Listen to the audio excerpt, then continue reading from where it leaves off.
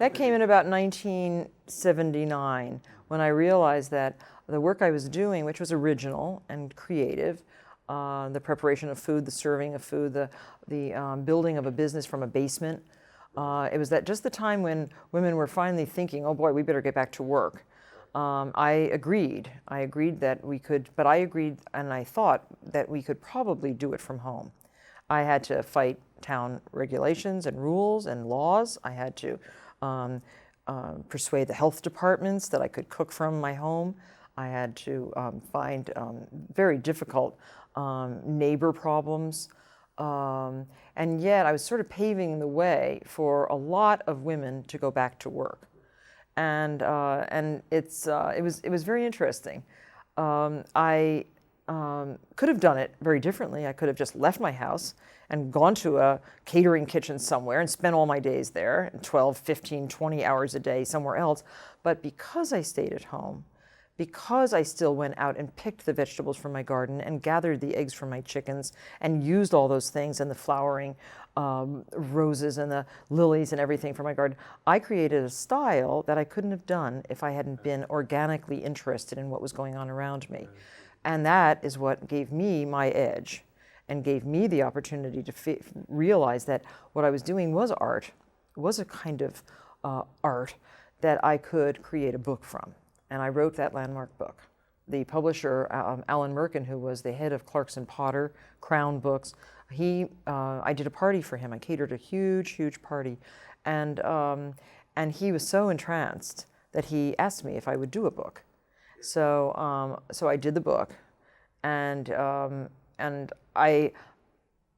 somehow they realized that this was going to be an unusual book, and that they at first wanted it to be in black and white. I said, oh, a food book like this cannot be in black and white.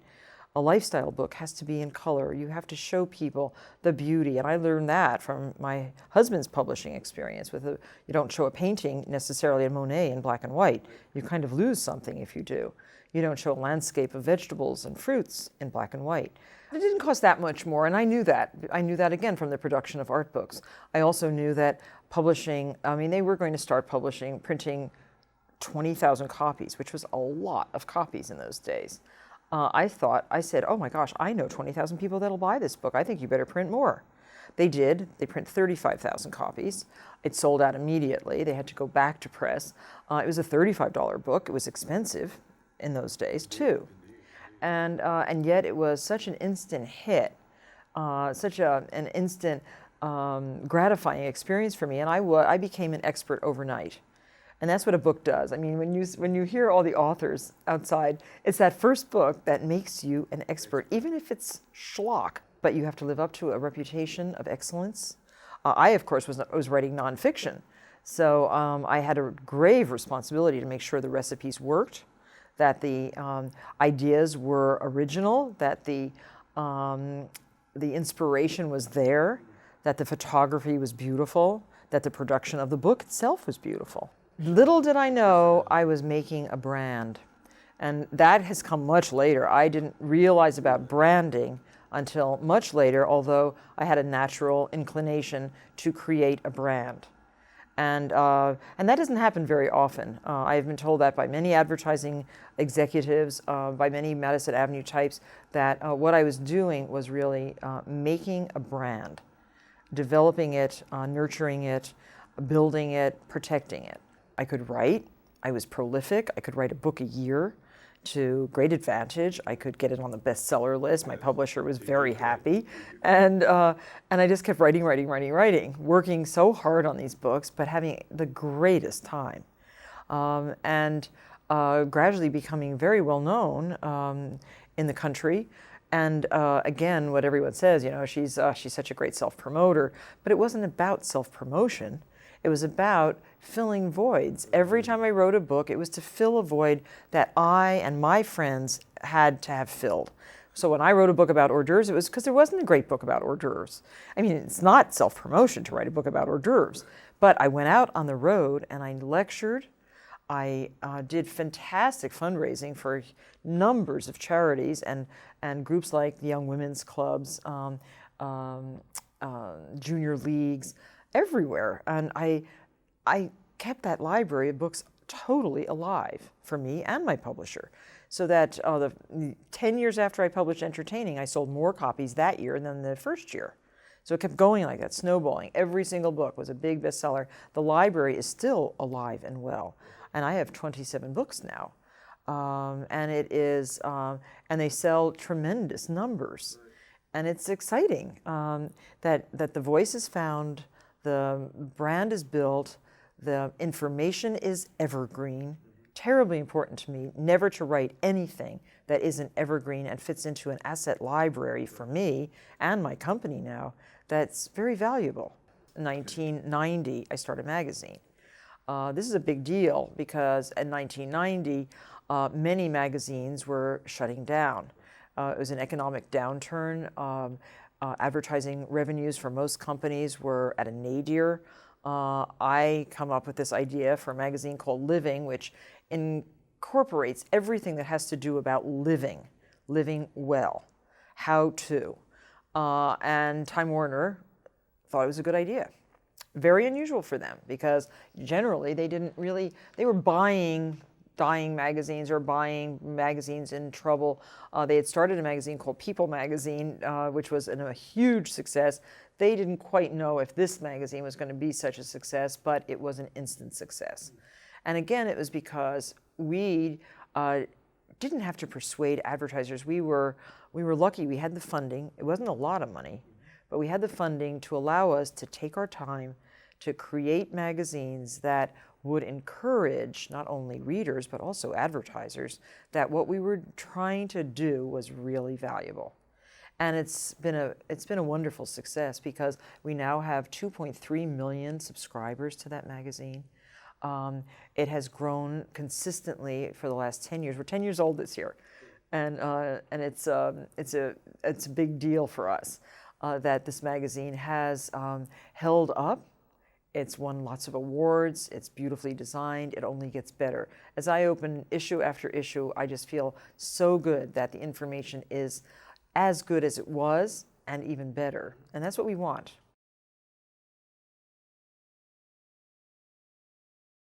I've tried to figure out why it happens to a person because I feel that I'm the same person that I've always been. I have grown and become probably smarter in my work and developed and built a business that's growing and growing and growing. So, but I'm basically the same person. My likes are the same.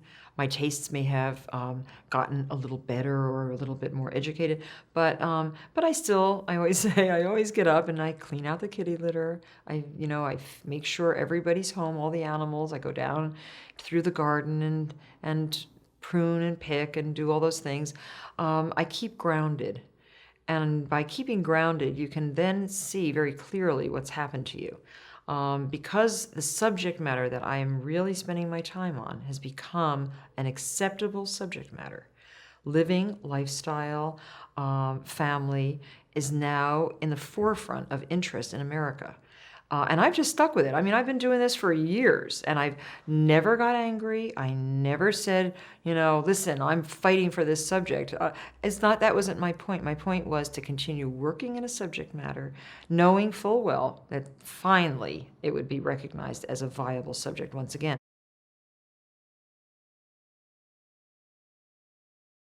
The big turning point was when I wrote my first book. Americans look at you very differently, respect you greatly more when you write a book. The printed word, it doesn't even matter if it's good. You have become an expert in everyone's viewpoint. Or if you become a television star, a talk show host or something, then you're the expert. Even though you may not be, but it's the perception. And that I've written 12 books after that book, and they've all been really well-received and good books. I don't do anything unless I think it's going to be good. I'm real picky about that, and I have set a standard. And I'm going to stick to the standard. I may have been able to grow faster, and maybe my business could have been bigger, but because I really feel very serious about my subject, I really want to be hands-on.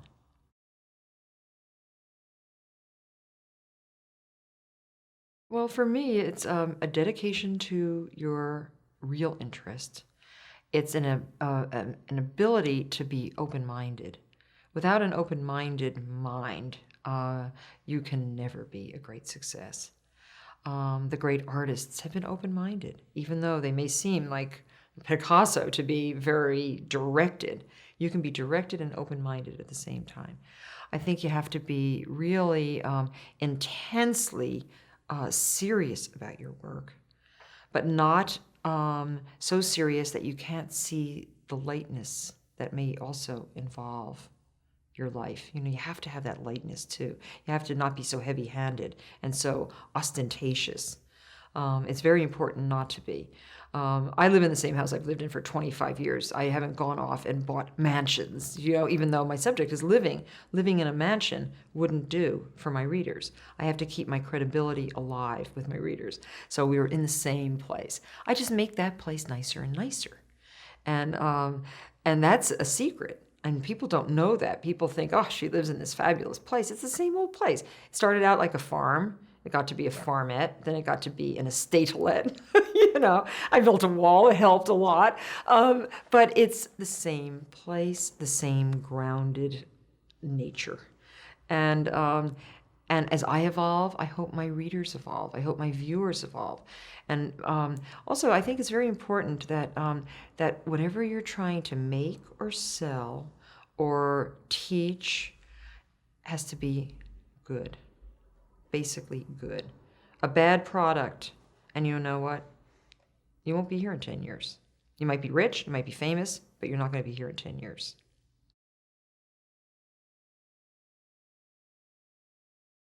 I was the girl next door. I was the girl that all parents held up as the example to their daughters. Why can't you be like Martha? Martha's the good girl. Martha's the good student. Martha helps her mom. Martha's the big sister. Martha knows a lot. She can iron a shirt, but she can also write an A paper. So it's that kind of thing, which is I remember all of that very clearly. And my interests, well, I was a big reader. I still am. I was very curious. I still am. I was interested in many, many, many things, and I still am. I devoured any magazine that came into the house. I particularly remember reading the Herald Tribune every day. I remember some of the columnists. I remember reading Life magazine, which was kind of interesting then. I also remember reading Outdoor Life, which was my brother's magazine. I read every single page and every single caption of the National Geographic as it arrived. I had first choice. In our family, we had 6 kids. I was second, but I always had first choice because I got to the mailbox first. And my parents were really nice. They let me go to the library. That was the one place I was free to go as many times during the week as I chose. And I'd have to walk there or ride my bike there. It wasn't convenient, but I was allowed to go there at any time.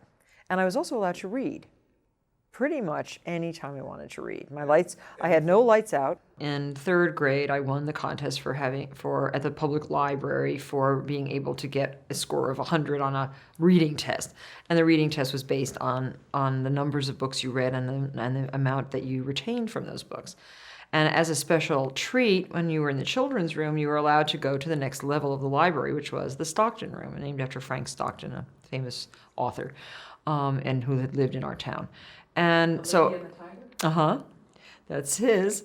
And and then when you get into the Stockton room, if you pass a test, and I was the first to pass that test, at a very young age, I was allowed to go into the adult library. And my parents we had a lot of chores at our house. I said this yesterday at the panel, but we had a tremendous number of chores. But we were always granted the time to read. And I had a reading chair that I sat in and read in. I also had a favorite tree that I sat in and read in. And it sounds a little idyllic, sort of Mark Twainish, but it was true.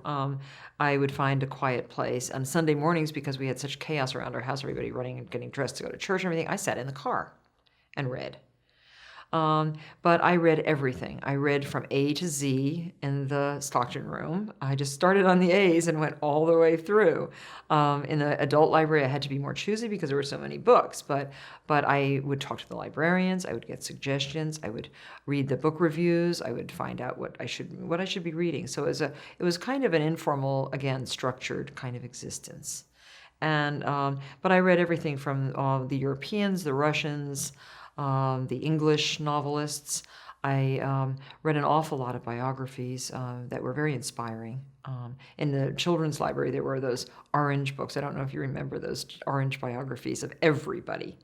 Everyone from Harriet Beecher Stowe to the presidents, and I read every single one. So that was a good experience. My parents were not at all concerned about what I read because they thought I had a good head on my shoulders and that I could absorb what I was reading.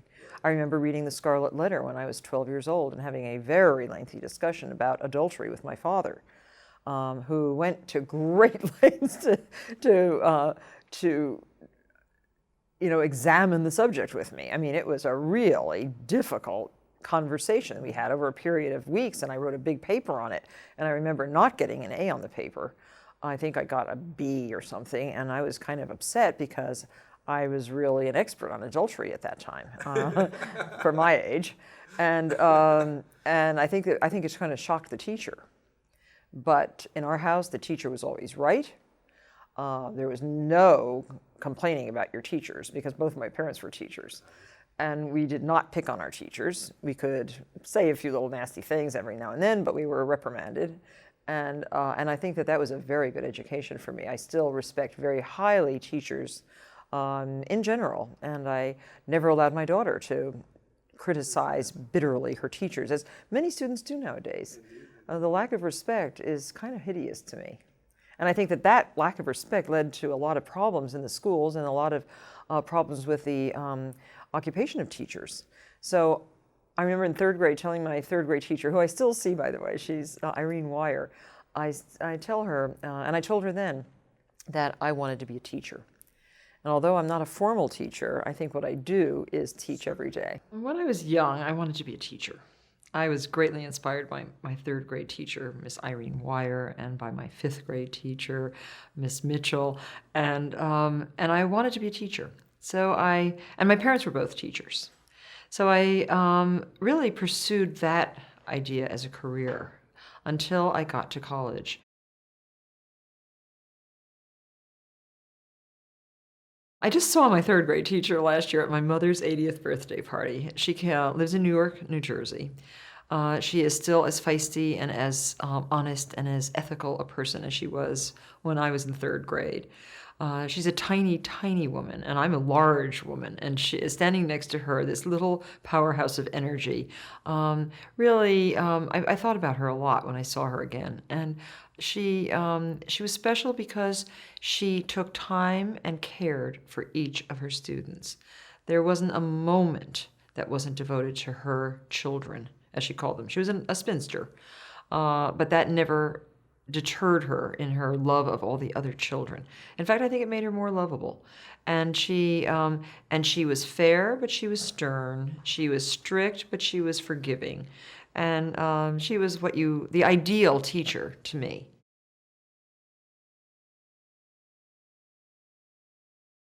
Very much in the same mold, but a family person. Someone who shared her students with other teachers because we started to have moving classes in fifth grade. In fifth and sixth grade, you traveled from one room to another to study the different subjects.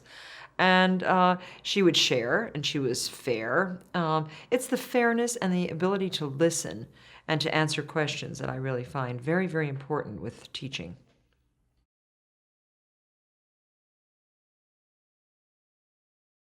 Oh no, there were no expectations whatsoever, other than that I would be a good citizen, that I would be honest, that I would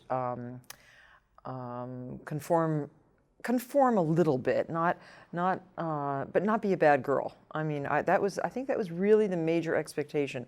The directive in the house was, you can do anything you set your mind to. Unfortunately, there's no money for your college education. You have to get a scholarship. You can go anywhere you want, but you have to pay for it. So that was there was already kind of a burden on us as kids in the family. My brother got into college. He had the choice of going to Cornell, where he got a small scholarship, or the University of Buffalo, where he got a full scholarship. He had to go to Buffalo. He became a dentist, a dental surgeon. He's done very well for himself. But I wonder what would have happened if he had gone to Cornell. I, on the other hand, was luckier, I think. I mean, just because I was able to get a scholarship that paid enough, and I had a job modeling that enabled me to make enough money so that I could go to the school of my choice, which was Barnard College. But I did have to live at home because I couldn't afford the dormitory charges. I traveled for the first year every day. It was miserable, very difficult, and then had a job too. But I did well, and the second year was better because I lived near campus, and then I got married. Well, if truth be told, I wanted to go to Stanford, but that was California. I had never been to California. I had only seen pictures of California. It was to me, a romantic place. I don't mean romantic, but I meant, oh my gosh, it's exotic. Yes. It's far away from home. It would totally free me from my family. But my family was having problems, financial problems at the time. I felt very obligated to stay around, contribute to the problems, to the solutions for the problems. And Barnard was such an elegant school. Great professors. The proximity to Columbia University was excellent. The libraries were utterly fantastic. And I was very lucky to get accepted and to go there. Well, I had never had a boyfriend before, so it was kind of strange to fall in love and passionately and get married to someone who really desperately wanted to get married. And a person who was a kind of mind that I had never known before. So it was kind of interesting. A philosophy major, a deep thinker, a doubter, a pessimist, where I was totally the opposite. I was brought up with religion. He was brought up with no religion. I was brought up with total optimism, total, you can do anything, kind of Pollyanna. I was Pollyanna-esque, actually. And there I come upon this total opposite. Nice person, but total opposite. So it was for me an exciting thing. Oh, I stayed in school. I commuted from Yale. He was at Yale Law School, and at the time, and I commuted from New Haven, really Guilford, to Barnard, which was about 4 hours on the train every day. Pretty hideous commute, but I think that's what got me going in the I call it the treadmill of life, without fear of working too hard, without the fear of spending long hours on something that I endeavored to do. It just didn't even occur to me that 4 hours on a train with rattan upright seats was something a little unusual. And in college, I discovered the world of chemistry, which I loved. I discovered the world of architectural history. I discovered so many different things that I decided that maybe I would forego the teaching career for a while. And the first thing that really caught me was the stock market. And I became a stockbroker immediately out of college, foregoing architecture school. And so, no, not really, but my dream now, in retrospect, then was to be an eclectic, knowledge-gathering person in order to be able to learn and then to teach. And I'm still doing that, so I think I am a teacher.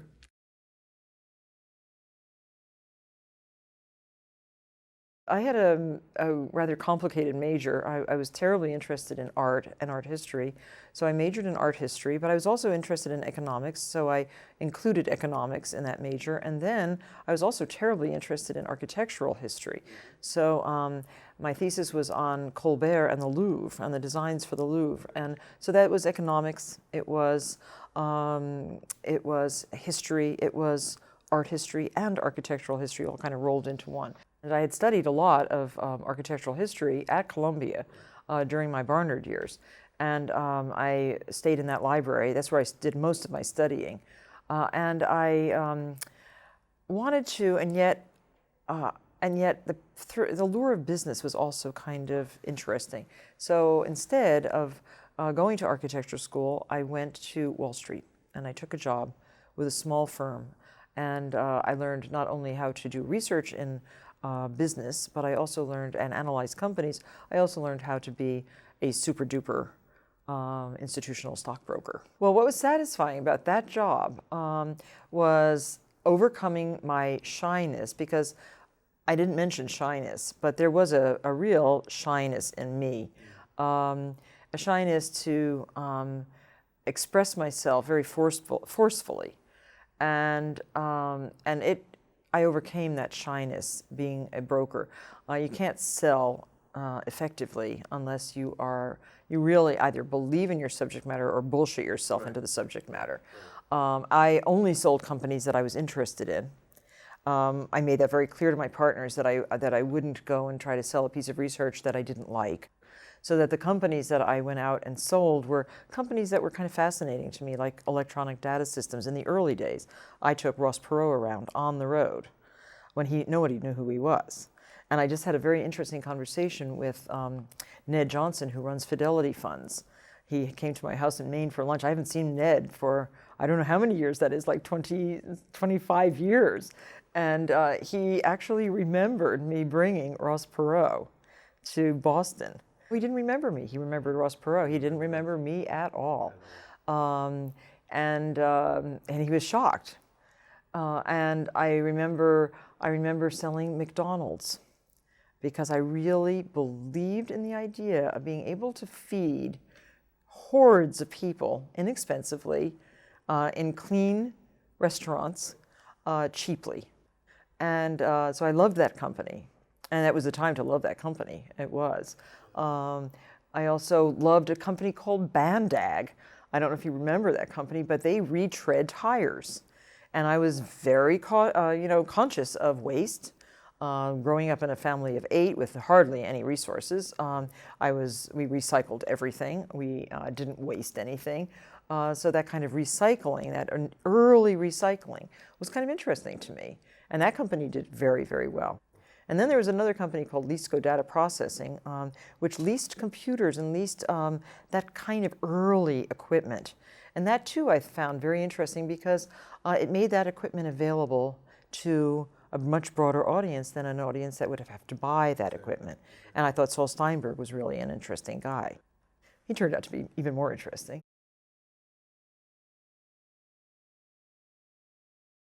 In 1972, negotiated commissions. I was waking up with hives. Wasn't very happy in the stock market. My child was 5. My daughter, Alexis. We moved to Connecticut. I wanted to spend more time with her, and I quit my job to the dismay of my partners. Like 73 to 82 was the building of a catering business, which was difficult, really exhausting. Do it at home business, interrupt the life business, work all hours. 20 hours a day was nothing. It's not new now. It wasn't new then. So it was a very exhausting kind of physical endeavor that I was doing.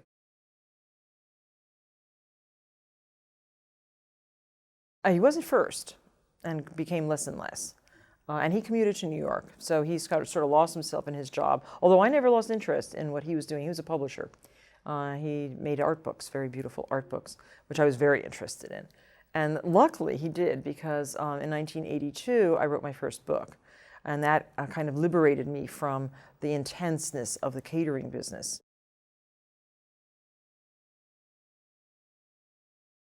There were no missteps in terms of business at all. Everything went very well. We were really pleased that what we were doing was valued, that what we were doing was trusted, what we were doing encouraged other people to join us along the way and join the company. We started a television show. That was another metamorphosis for me personally. It's hard to do a show really hard. This is 1993. We started a weekly half hour, which grew to a daily half hour, which grew to a daily 1 hour. And that's what I'm on now. I'm on a 1 hour a day schedule. Our programming, which is considered quite valuable by many people, is now visible 21 times a week on national television. So in combination, and you can get it. I mean, what we like to do in our company is let you access your information when you can and your time. And we're waiting so much for broadband. We can't wait for technology to catch up with what we have in terms of our asset library.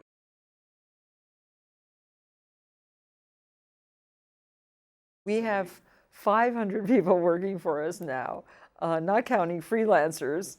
And there are many people in that group that are just so terrific and able to extend the brand. I call them brand extenders. People who believe, like I do, that information is key, that trusted information is what everyone wants, that people want to learn. And those people are now creating programming for me, magazines for me. We just started a baby magazine. It's very successful because it's approaching the subject matter in the same way that I envision a magazine, but I'm not personally working on it all the time.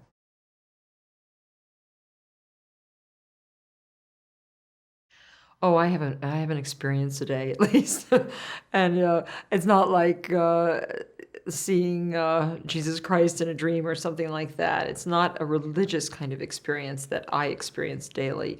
It's more involving nature, involving natural resources, involving a special quote said by a special person. And I really found that I was drawn to what I call my mentors. I have developed over the years a whole group of important people important to me that I consider mentors. Now, they may be the gardener in the estate down the road. They may be a farmer who milks his cows. They may be a very special professor. All different kinds of people fall into this group of what I call my mentors. It may be someone I've never met, but only read, like Garcia Marquez. And one of my dreams is to meet him.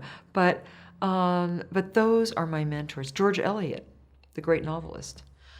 Jane Austen is a mentor of mine in terms of language. So I've informally constructed this structure in my life of mentors.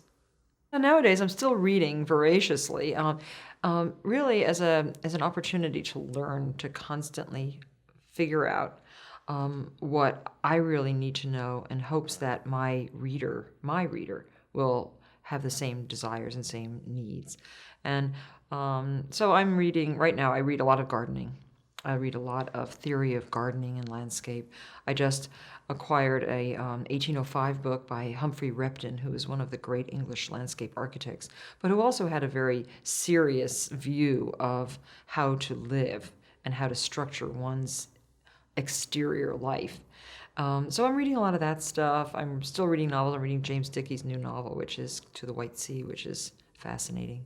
But that's all more about the writer's craft than it is about the story. It's the bombing of Tokyo and the firebombing, and it's a horrible story. I mean, horrible story, beautifully constructed. So I'm reading constantly, and it's very inspiring.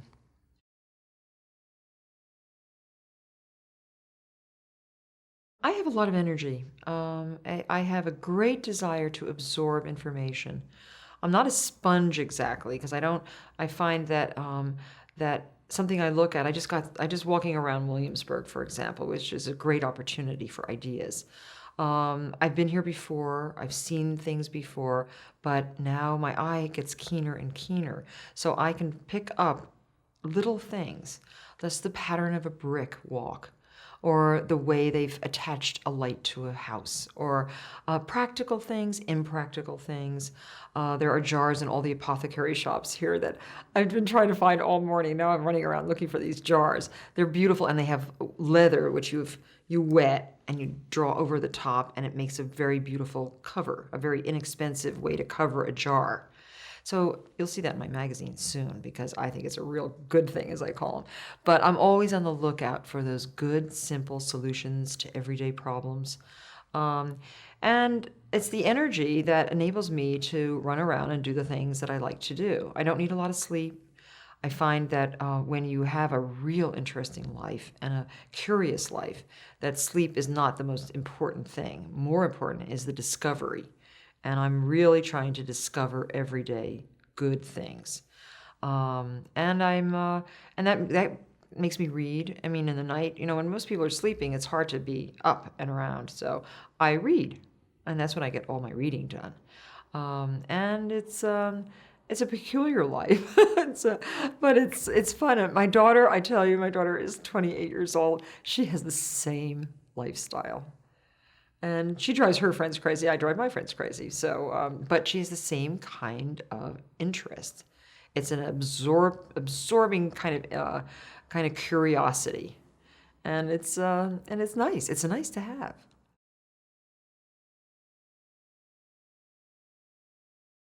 For me, an American dream, if you read like Theodore Dreiser, or you read other people who have written about what they consider the American dream, it always has to do with sort of like monetary success, or poor boy makes good, or that kind of thing. To me, that's not what it's all about. It's about, actually, when you get to be my age, having kind of a serenity about your life, and a good feeling about what you have done and what you can still do. And also believing all the time that there is the freedom to do what you want to do, the ability in your walking existence that you can go out your front door and not be obstructed in any way.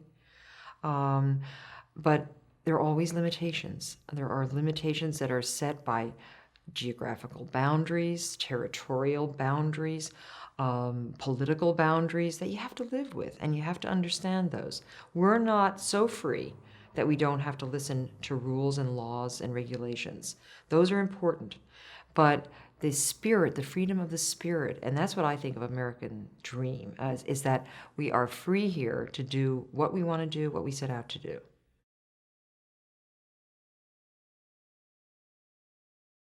When I was growing up, my mom was home. But she waited. She wanted to go to work. She was a teacher, educated as a teacher. The minute my youngest sister went to school full time, like from first grade, Mom went back to work. But she balanced her life. She chose teaching, which it enabled her to leave at the same time we left and come home pretty much the same time we came home. She knew how to balance. Then when I had a child, got married and had a child, and went to work, my day was all day, all night.